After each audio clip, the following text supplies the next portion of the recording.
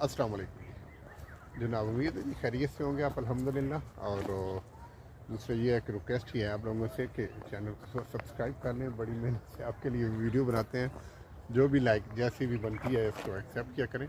बहरहाल स्टार्ट करते हैं जी 1947 से। आजकल मुद्दा चला हुआ है जनाब कि शरंगेज़ टोले का, और वो लोग जो इस मुल्क के बाई बर्थ मालिक बने हुए हैं, हालांकि उनका शेयर वाज नथिंग इन जो भी आज़ादी की तारीख थी या उसमें। लेकिन ये 48 से स्टार्ट करते हैं। तो 48 में हुआ ये था जनाब के कश्मीर पे इंडिया ने अपनी फोर्सेस को कर दी थी, मतलब है इंटर कर दी थी। तो उस फोर्सेस करने के बाद जो हमारे साथ थे ना, लाइक उस वक्त के चीफ ऑफ आर्मी स्टाफ, उसको कहा गया था कि आप अटैक करें कश्मीर पे। तो एंड ये कोई आम बंदा नहीं था जिसने ऑर्डर दिया था, इट वॉज कायद आज़म। तो उनकी तरफ से जो जवाब ये आया था कि जी सॉरी जी, हमारे पास जंग लड़ने के लिए कुछ भी नहीं है। आई मीन कि वो उन्होंने रिफ्यूज़ कर दिया था। उस वक्त मैंने सुना था कि कोई अंग्रेज़ था जो जर्नल था उस वक्त, चीफ ऑफ आर्मी स्टाफ, उसने रिफ्यूज़ कर दिया था। लेकिन आप छोड़ें उस बात को। उस वक्त से लेके आज तक जो भी देखें, लाइक 62 में इंडिया चाइना और इंडिया की वार हुई, और उस वक्त चाइना ने इनकी मिन्नत समाजत की, लेकिन इनके बड़े अब्बा ने इनको कहा कि आपने अटैक नहीं करना कश्मीर पे। तो ये हुआ कि जनाब इन्होंने अटैक नहीं किया, और ठीक उसके 2-3 साल के बाद इन्होंने जनाब फिर इनको ख़ारिश हुई तो उन्होंने अटैक कर दिया। 62 में कोई सेंस वाला बंदा हो सकता है जो 62 में जिसका जो कम्पिटिटर है, मुखालिफ है, वो किसी और के साथ लड़ रहा है। तो ये मतलब है इनके पास गोल्डन अपॉर्चुनिटी, गोल्डन ऑप्शन था इनके पास, लेकिन उन्होंने अवेल नहीं किया। उसके बाद चले आए 71 और वाट एवर सो आर। ये उस वक्त से लेके लाइक अब तो 70 ईयर्स हो गए हैं। ये मामे चाचे मुल्क के बने हुए हैं, और इनकी हालत ये है कि डायरेक्टली और इनडायरेक्टली इन्होंने हुकूमत की है।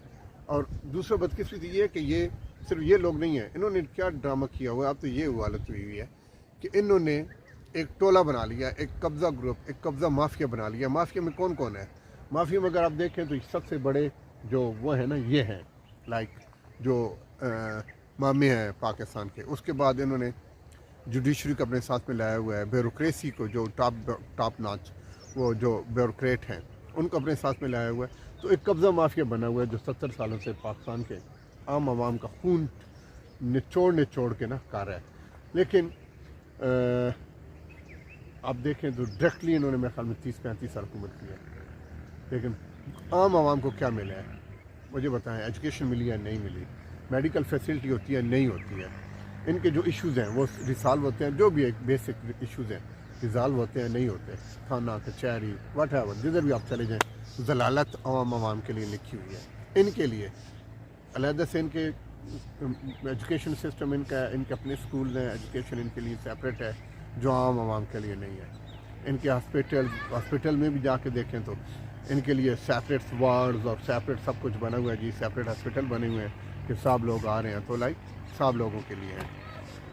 एजुकेशन हो गई, हेल्थ हो गई, protocol, security, I mean law, लश्कर, इनके वो आगे पीछे जो लाइक वो साफ करने वाले 50-50 लोग, तो इन्होंने अपने लिए 3 महीना पहले जज, ब्यूरोक्रेसी, जुडिशरी, सारा कुछ, और पॉलिटिशियंस, ये सारे के सारे मिले हुए हैं जो जिन्होंने ग़ुलाम रखा हुआ है इस मुल्क को, इस आम आवाम को।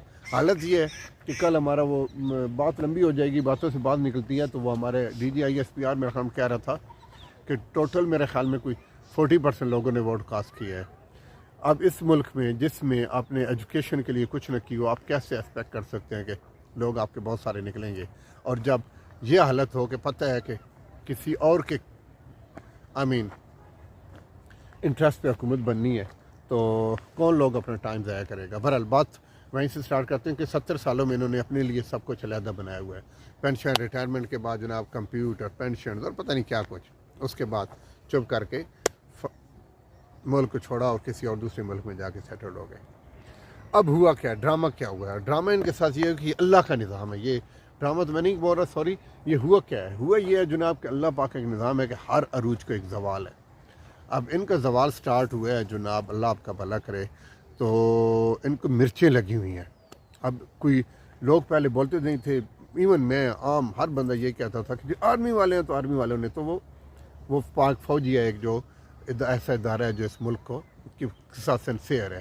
اب آ کے پتہ چلا جی یہی ہے جو سب سے زیادہ مطلب ہے پورے ملک انہوں نے ماں ماری ہوئی ہے۔ تو اب ہوا یہ ہے کہ جناب لائک پچھلے 70 سالوں سے بادشاہ سلامت کیا کہتے ہیں حکومت کر رہے تھے، جس کو چاہتے تھے ہر 2 سال کے بعد اٹھا کے بٹھا دیتے تھے، کبھی بچے کو اور کبھی کسی بڑے کو اور کبھی کسی مامے کو کسی چاچے کو۔ اب اللہ نے اس ملک کی تقدیر بدلنی ہے، تو کچھ نظام ایسا ہوا کہ خان صاحب آ گئے جناب۔ خان صاحب بڑے عرصے سے لگے ہوئے تھے، تو پہلی حکومت میں آئے خان صاحب۔ تو اچھا خان کی اللہ نے نا اس میں میں مجھے خان بھی لائک کہ اسی ایک ٹاپ ناچ سے آیا ہوا ہے، اسی میں سے آیا ہوا ہے، کوئی ایسا نہیں ہے کہ میرے جیسے آپ لوگوں جیسا آیا ہوا عام لے مین کی طرف سے، وہ بھی تو ایچیسن اور آکسفورڈ اور لائک بلا بلا بلا۔ لیکن اللہ پاک جو ہے نا جب وہ کچھ بہتر کرنے لگتے ہیں کسی قوم کے لیے، تو اللہ کے پاس بہت سارے نظام ہیں۔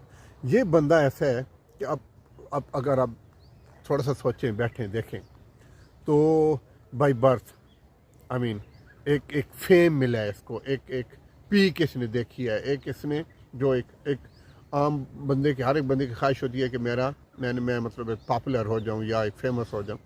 تو اس بندے نے بائی برتھ ہی میرے خیال میں اس نے دیکھنا شروع کر دیا ہے، لائک